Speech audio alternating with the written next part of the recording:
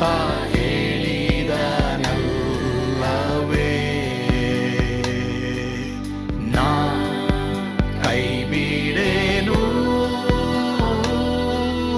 ನಾ ಕೈ ಬಿಡೇನು. ಆ ಮಾತು ಹೇಳಿದನಲ್ಲ, ತಾ ಹೇಳಿದನಲ್ಲವೇ.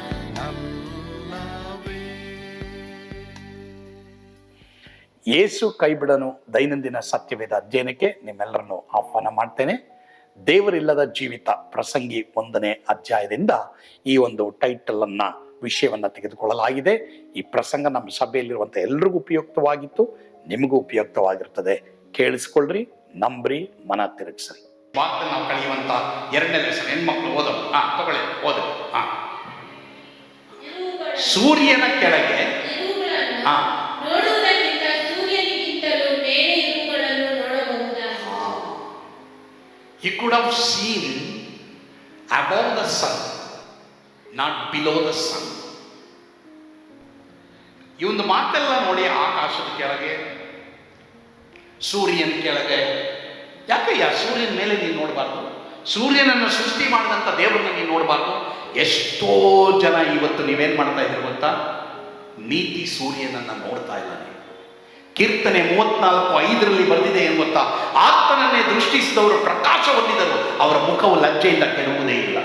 ಅಮ್ಮ, ನಿನ್ನ ಮನೆಯಲ್ಲಿ, ನಿನ್ನ ಎಜುಕೇಶನ್ ಅಲ್ಲಿ ನಿನ್ನ ಡಬಲ್ ಡಿಗ್ರಿ ಇದೆಯೋ, ಟ್ರಿಪಲ್ ಡಿಗ್ರಿ ಇದೆಯೋ, PhD ಇದೆಯೋ, ಮಾತ್ರವಲ್ಲದೆ ಪ್ರಿಯ ದೇವರ ಮಕ್ಕಳೇ, ಏನೇ ಇದೆಯೋ ಅದೆಲ್ಲ good, very good. But without God is vain. ದೇವರಿಲ್ಲದೆ ಅದೆಲ್ಲ ವ್ಯರ್ಥ ಪ್ರಿಯ. ಇವನು ಸೂರ್ಯನ ಕೆಳಗೆ ಇರುವವುಗಳನ್ನು ನೋಡುವುದಕ್ಕಿಂತಲೂ, instead of seeking the things below the sun, he could have seen above the sun. Okay, ಯಾಕಂದ್ರೆ ಸೂರ್ಯನಿಗಿಂತ ಮೇಲೆ ಏನಿದೆ ಓದೋಣ. ಈ ಕಡೆ ಫಿಲಿಪಿಯ 3ನೇ ಅಧ್ಯಾಯ 19-20 ವಚನ ಓದ್ರಿ. ನಾಶನವೇ ಅವರ ಅಂತ್ಯಾವಸ್ಥೆ,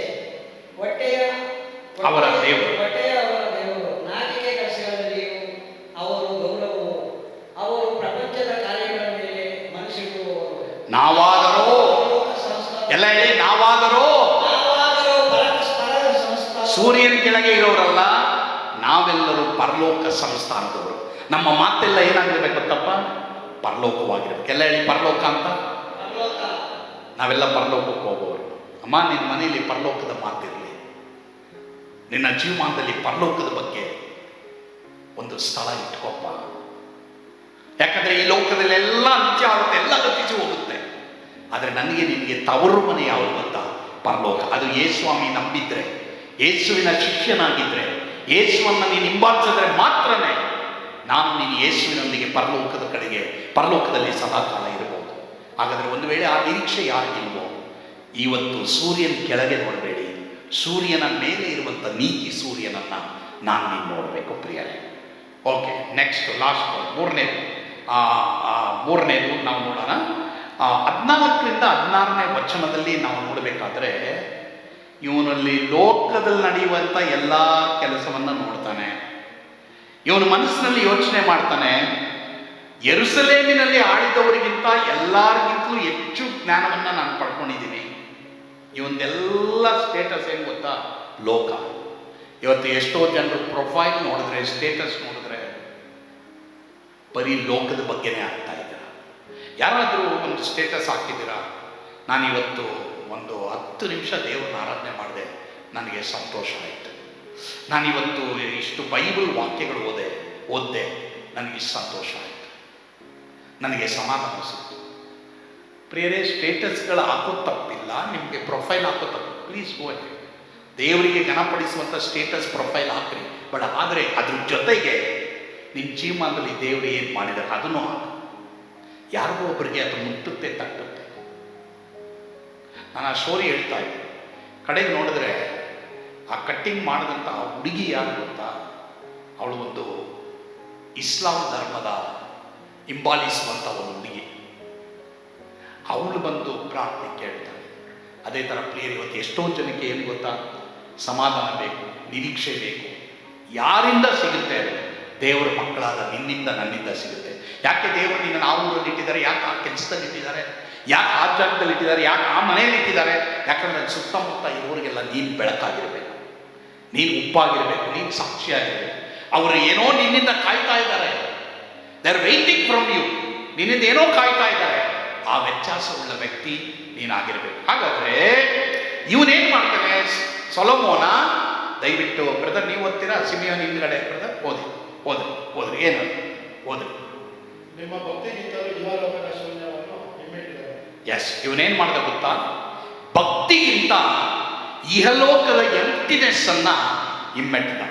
ಇನ್ಸ್ಟೆಡ್ ಆಫ್ ಸೀಕಿಂಗ್ ಗಾಡ್ಲಿನೆಸ್ ಈ ವೆಂಟ್ ಆಫ್ಟರ್ ಎಂಪ್ಟಿನೆಸ್. ನೋಡಿ, ಇದು ಸೊಲೊಮೋನ. ಗಾಡ್ಲಿನೆಸ್ ಬದಲು ಎಂಪ್ಟಿನೆಸ್ ಹೋದ. ಇನ್ಸ್ಟೆಡ್ ಆಫ್ ಸೀಕಿಂಗ್ ಗಾಡ್ಲಿನೆಸ್ ಈ ವೆಂಟ್ ಆಫ್ಟರ್ ಎಂಪ್ಟಿನೆಸ್. ಎಷ್ಟೋ ಜನ ಇವತ್ತು ಖಾಲಿಯಾಗೋದನ್ನು ಹುಡುಕ್ತಾ ಇದ್ದೀವಿ ನಾವು. ಪ್ರಿಯ ದೇವರ ಮಕ್ಕಳೇ, ಯೇಸು ಇಲ್ಲದೆ, ದೇವರಿಲ್ಲದೆ ನಿನ್ನ ಜೀವಿತ ಖಾಲಿಯಾಗಿದೆ. ಆ ಥರ ಯಾರಾದರೂ ಇದ್ದೀರಾ ಇವತ್ತು? ಯೇಸುವೆ, ಹೌದು ಸ್ವಾಮಿ, ನನ್ನ ಜೀವನ ಏನೋ ಖಾಲಿ, ನಾನು ಏನೆಲ್ಲ ಮಾಡ್ತಾ ಇದ್ದೀನಿ, ಬಟ್ ಏನೋ ನನ್ನ ಹೃದಯದಲ್ಲಿ ಕತ್ಲೆ, ಏನೋ ನನ್ನ ಹೃದಯದಲ್ಲಿ ಏನೂ ಇಲ್ಲ ದೇವರೇ. ಆ ಥರ ಇದೆಯಪ್ಪ. ಯೇಸುನ ಕರಿ, ಯೇಸುವನ್ನು ದೇವರಾಗಿ ಕರ್ತನಾಗಿ ಸ್ವೀಕಾರ ಮಾಡು. ಒಂದು ವೇಳೆ ಸಭೆಗೆ ಬರ್ತಾ ಇದೆಯಾ, ಬೈಬಲ್ ಬಿಟ್ಟಿದೆಯಾ, ಪ್ರಾರ್ಥನೆ ಬಿಟ್ಟಿದೆಯಾ, ಆರಾಧನೆ ಬಿಟ್ಟಿದೆಯಾ, ದೇವರು ಬಿಟ್ಟಿದೆಯಾ, ನಿಮಗೆ ದೇವರು ಬೇಡ, ಬೈಬಲ್ ಬೇಡ, ಚೆನ್ನಾಗಿ ಕೆಲಸ ಮಾಡ್ತೀಯ, ಚೆನ್ನಾಗಿ ದುಡಿತೀಯ, ಚೆನ್ನಾಗಿ ಸಂಪಾದನೆ ಮಾಡ್ತೀಯ, ಯಾಕೆ ಗೊತ್ತಾ ನಿನ್ನ ಜೀವನದಲ್ಲಿ ಎಂಟಿ ಆಗಿದೆಯಾ? ಯಾಕಂದರೆ ನೀನು ದೇವ್ರನ್ನ ಬಿಟ್ಬಿಟ್ಟೆ, ಸೃಷ್ಟಿಕರ್ತನ ಬಿಟ್ಬಿಟ್ಟೆ. ಗಾಡ್ಲಿನೆಸ್ ಅನ್ನೋದಿಲ್ಲ ನಿನಗೆ. ನಿನಗೆ ಯಾವಾಗ ಭಕ್ತಿ ಇಲ್ವೋ, ನಿನ್ನ ಜೀವಿತ ಎಲ್ಲ ಎಂಟಿ ಆಗುತ್ತೆ. ಪ್ರಿಯ ದೇವರ ಮಕ್ಕಳೇ, ಇವತ್ತು ದೇವರು ನನಗೆ ನಿಮ್ಗೆ ಹೇಳ್ತಾ ಇದ್ದಾರೆ, ಖಾಲಿಯಾಗೋದನ್ನು ಹುಡುಕ್ಬೇಡ, ಭಕ್ತಿಯನ್ನು ನೀವು ಹುಡುಕೆಂಬುದ. ನೆಕ್ಸ್ಟ್ ಲಾಸ್ಟ್ 17 ಮತ್ತೆ ಅದಕ್ಕೆ ಒಂದು ವಾಕ್ಯ ನೋಡೋಣ. 1 ತಿಮೋತಿ 6:6-8 ಓದಮ್ಮ, ಈ ಕಡೆ ಓದಮ್ಮ. 1 ತಿಮೋತಿ 6:6-8. 1 ತಿಮೋತಿ 6:6-8 ಓದಮ್ಮ. ಸಂತುಷ್ಟಿ ಸಹಿತವಾದ ಭಕ್ತಿಯು ದೊಡ್ಡ ಲಾಭವೇ.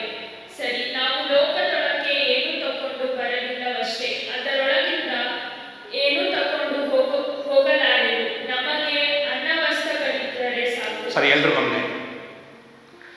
ಇವತ್ತು ಎಷ್ಟೋ ಜನ ಅನ್ನ ವಸ್ತ್ರಗಳಿಗೆ ದುಡಿಯೋರು ಉಂಟು, ಆದರೆ ಕೆಲವರು ಅನ್ನ ವಸ್ತ್ರಗಳಿಗಿಂತಲೂ ಹೆಚ್ಚಾದ ಕಾರ್ಯಗಳಿಗೆ ದುಡಿದು ಖಾಲಿಯಾಗಿರೋರು ಉಂಟು.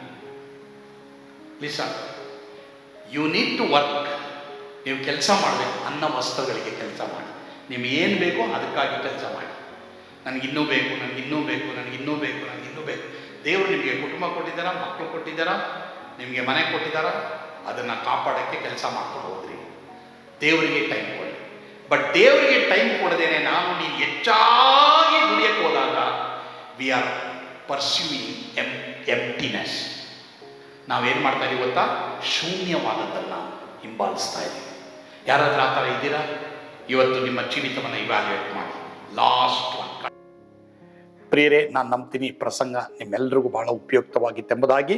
ಒಂದು ವೇಳೆ ಎಲ್ಲಿ ದೇವರು ಇಲ್ವೋ, ಯಾವ ಒಂದು ನಿಮ್ಮ ಜೀವಿತದ ಏರಿಯಾಗಳಲ್ಲಿ ದೇವರಿಲ್ವೋ, ದೇವರ ವಾಕ್ಯದ ತತ್ವಗಳಿಗೆ ಅನುಗುಣವಾಗಿ ನಡೀತಾ ಇಲ್ವೋ, ಮಾನಸಾಂತರಪಟ್ಟು ವಾಕ್ಯಗಳನ್ನು ಓದಿ ದೇವರಲ್ಲಿ ನೀವು ಜೀವಿಸುವಾಗೆಲ್ಲ ಲಾಭ ಎಂಬುದಾಗಿ ತಿಳ್ಕೊಳ್ಳೋಕ್ಕೆ ಇದು ಸಹಾಯ ಮಾಡುತ್ತೆ. ಆ ರೀತಿ ಯಾರಾದರೂ ಇದ್ದರೆ ಅಂಥವರಿಗಾಗಿ ನಾನು ಪ್ರಾರ್ಥನೆ ಮಾಡಲಿಕ್ಕೆ ಇಷ್ಟಪಡ್ತೇನೆ. ಒಂದು ವೇಳೆ ಇದೇ ಮೊದಲನೇ ಬಾರಿ ಈ ಪ್ರಸಂಗವನ್ನು ನೀವು ನೋಡ್ತಾ ಇದ್ರೆ ಅಂದರೆ ಯೇಸು ನಿಮ್ಮನ್ನು ಕರೀತಾ ಇದ್ದಾರೆ. ಯೇಸುವಿಗೆ ನಿಮ್ಮ ಜೀವಿತವನ್ನು ಒಪ್ಪಿಸಿಕೊಡ್ರಿ. ಪ್ರಾರ್ಥನೆ ಮಾಡೋಣವಾ? ಪರಮ ಪ್ರೀತಿಯುಳ್ಳ ತಂದೆ ಆದವರೇ, ನಿಮ್ಮ ಸ್ತೋತ್ರ. ಹೌದು ಸ್ವಾಮಿ, ಪ್ರಸಂಗಿ 1ನೇ ಅಧ್ಯಾಯದಿಂದ ದೇವರಿಲ್ಲದ ಜೀವಿತ ವ್ಯರ್ಥ, ಇದರ ಕುರಿತು ನಮ್ಮೊಂದಿಗೆ ಮಾತನಾಡಿದ್ಯಪ್ಪ. ದೇವರೇ, ನಾವು ನೀನಿಲ್ಲದ ಜೀವಿತ ಜೀವಿಸಬಾರ್ದು. ನನಗಂತೂ ಬದುಕುವುದೆಂದರೆ ಕ್ರಿಸ್ತನೇ, ಸಾಯುವುದೆಂದರೆ ಲಾಭ ಎಂಬುದಾಗಿ ಪೌಲ ಹೇಳಿದ ಹಾಗೆ ಆ ಒಂದು ಜೀವಿತವನ್ನು ಜೀವಿಸುವಾಗ ಎಲ್ರಿಗೂ ಕೃಪೆ ಕೊಡಪ್ಪ. ವಾಕ್ಯದ ಆಧಾರದ ದೈವಿಕ ತತ್ವಗಳನ್ನು ಅನುಸರಿಸಿ ಜೀವಿಸುವಾಗ ನಮಗೆ ಕೃಪೆ ಕೊಡು. ಯೇಸುವಿನ ಹೆಸರಿನಲ್ಲಿ ಪ್ರಾರ್ಥಿಸ್ತೇವೆ ಸ್ವಾಮಿ, ಆಮೇನ್. God bless you. ಯೇಸು ನಿಮ್ಮನ್ನು ಕೈ ಬಿಡನು.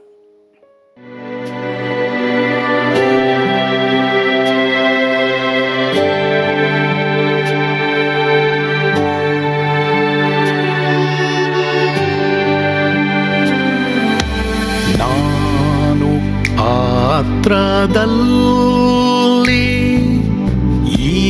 ಇರುವಾಗಲೂ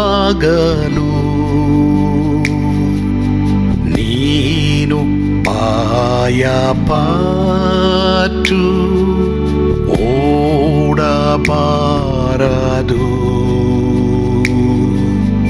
ನನ್ನ ಮಾತನಂಬಿ ಸ್ಥಿರವಾಗಿರು.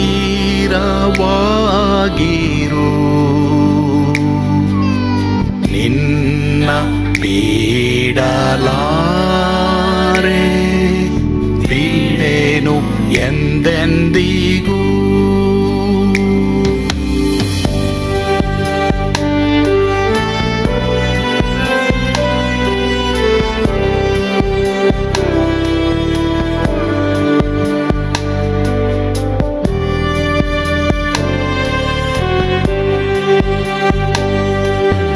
ನಾ ಕೈ ಬಿಡೆನು,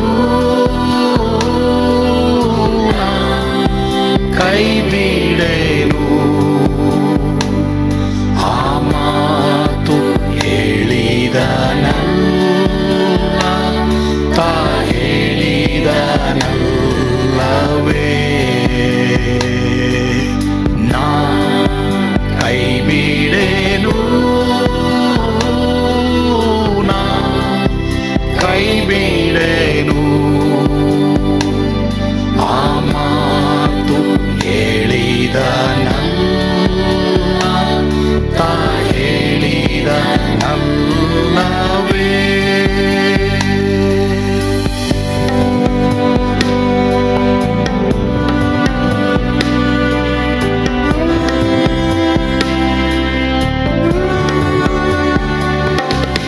ಸುತ್ತಲೂ ಹೂಗಳು ಬಾಡಿ ಹೋದರು, ಮೇಲೆ ಸ್ವರ್ಗದೋಳು ಬಾದಲಾಗದು.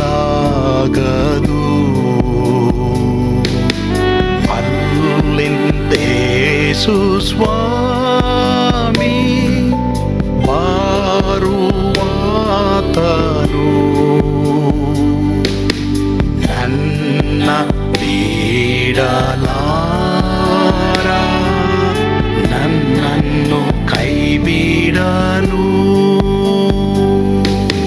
ನಾ ಕೈ ಬಿಡೆನು, ನಾ ಕೈ ಬಿಡೆನು. ಆ ಮಾತು ಹೇಳಿದನಲ್ಲ,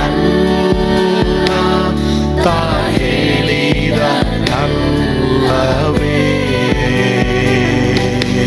ನಾ ಕೈ ಬಿಡೆನು, ನಾ ಕೈ ಬಿಡೆನು. ಆ ಮಾತು ಹೇಳಿದನಲ್ಲ, ತಾ ಹೇಳಿದನಲ್ಲವೇ.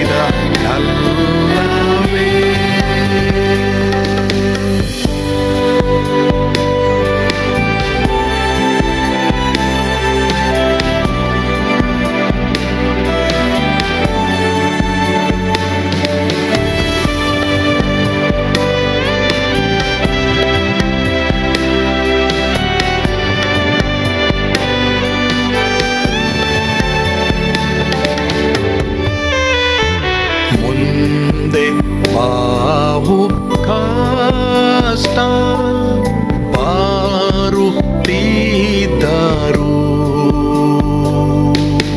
ಭಯ ಪಾಡಲಾರೆ,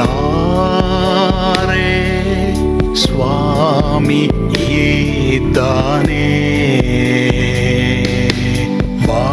ಬಾಲವಾಗಿ ನಿಂತು ಹರ್ಷಗೊಳ್ಳುವೆ. ಸ್ವಾಮಿ ಬಿಡಲಾರ, ಸ್ವಾಮಿ ನನ್ನ ಕೈ ಬಿಡನು. ನಾ ಕೈ ಬಿಡೆನು, ನಾ ಕೈ ಬಿಡೆನು. ಆ ಮಾತು ಹೇಳಿದನಲ್ಲ, ತಾ